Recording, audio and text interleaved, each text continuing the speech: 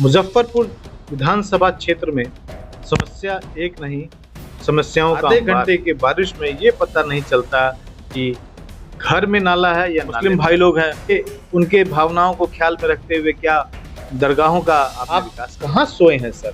आपका घर लुट रहा है और आप आराम चैन जनसुराज को ऐसा पसंद करती है कि सरकार के हाथ। प्रशांत किशोर जी के सोच को, उनके जन भावनाओं को अपने में नमस्कार, आप देख रहे हैं तिरुत नाव और मैं हूं आप लोग के साथ अभिजीत कुमार श्रीवास्तव। देखिए, इस वर्ष बिहार में विधानसभा के चुनाव होने हैं। सितंबर में नोटिफिकेशन जारी हो जाएंगे और अक्टूबर नवंबर में विधानसभा के चुनाव होने हैं, जिसको लेकर सभी संभावित प्रत्याशी अपने अपने क्षेत्र में जन संवाद कर रहे हैं जनता से। ऐसे ही एक प्रत्याशी, संभावित प्रत्याशी से आज आपको मुलाकात करवाएंगे जो लगातार जनता से जन संवाद कर रहे हैं।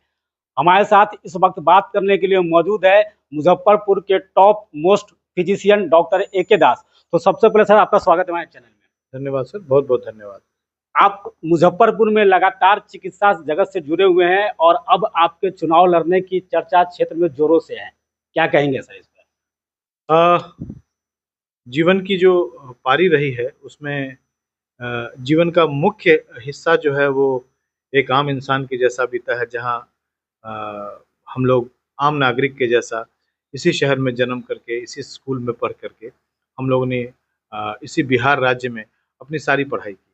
तो जब आप विद्यार्थी होते हैं तो आपको कौन जानता है और कोई क्यों जाने, आम इंसान को कोई क्यों जाने। जब आप चिकित्सा क्षेत्र में होते हैं तो आपको अपनी पहचान बनाने में बरसों लगते हैं।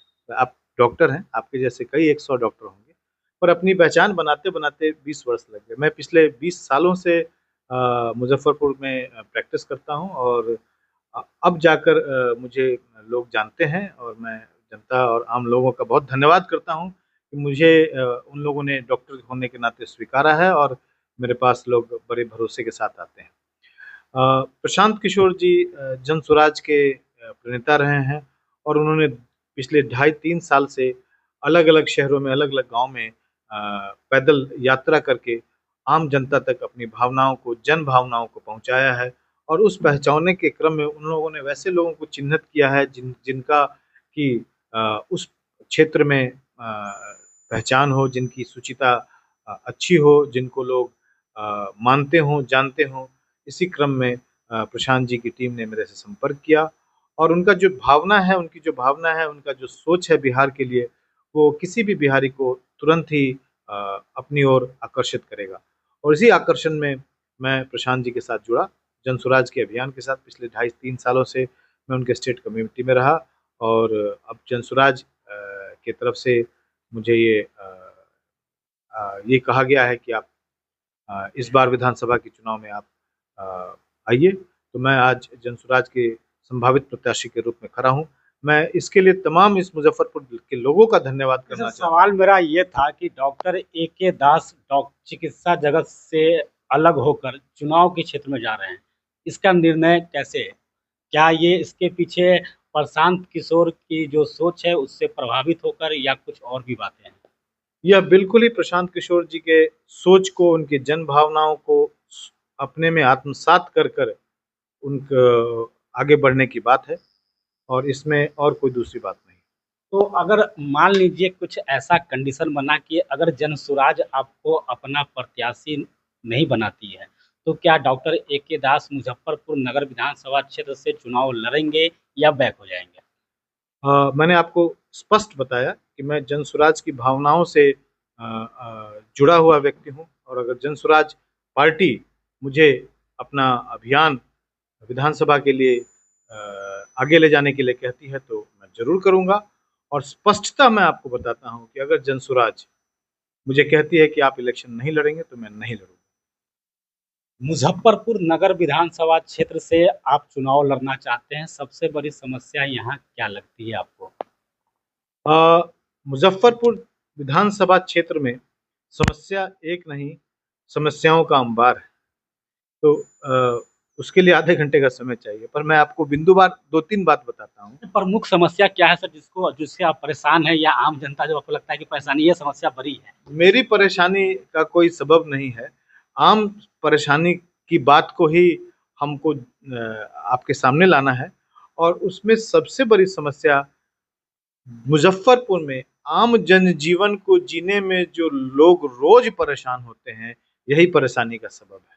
आधे घंटे की बारिश में ये पता नहीं चलता कि घर में नाला है या नाले में घर है। अगर आप बाजार करने जाते हैं तो आप अपने उस बाजार तक पहुंच पाएंगे समय पर और उस बाजार से समय पर निकल पाएंगे, इसकी समस्या। अगर आपका घर का कोई इंसान बीमार पड़ जाता है तो वो किस अस्पताल में जाएगा, किस सरकारी अस्पताल में जाएगा? अगर वो प्राइवेट अस्पताल में जाता है तो क्या उस अस्पताल तक वो पहुंच भी पाएगा या नहीं पहुंच पाएगा?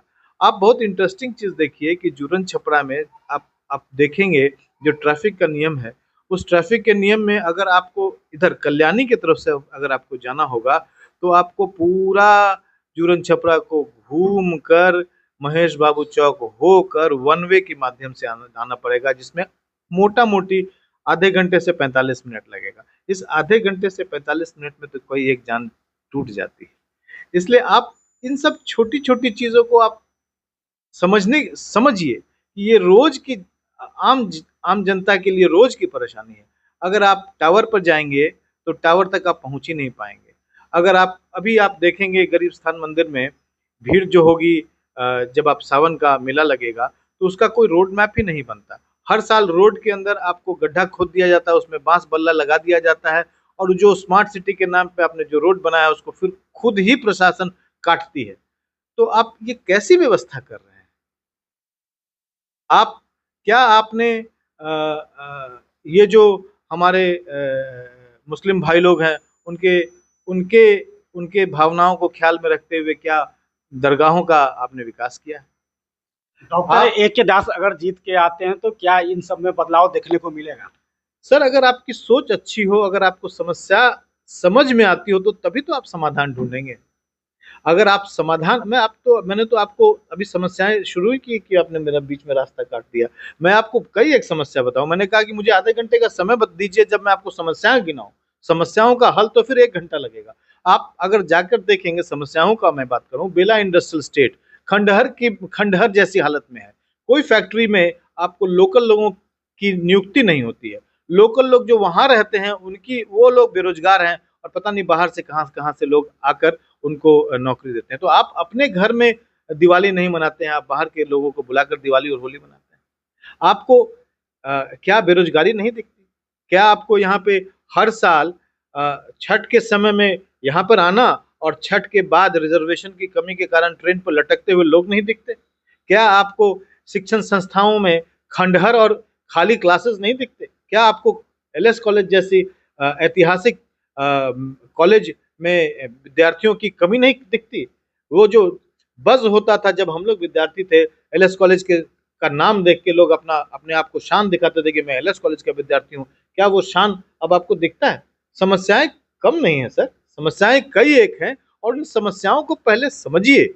और अगर आप समझ नहीं पाएंगे तो समाधान कैसे निकालेंगे? क्या आपने शिक्षा को इतना सुदृढ़ किया है कि उससे वो रोजगार पा सके? और अगर आपने शिक्षा को दुरुस्त नहीं किया तो आप रोजगार के लिए क्या योजना लेकर आए?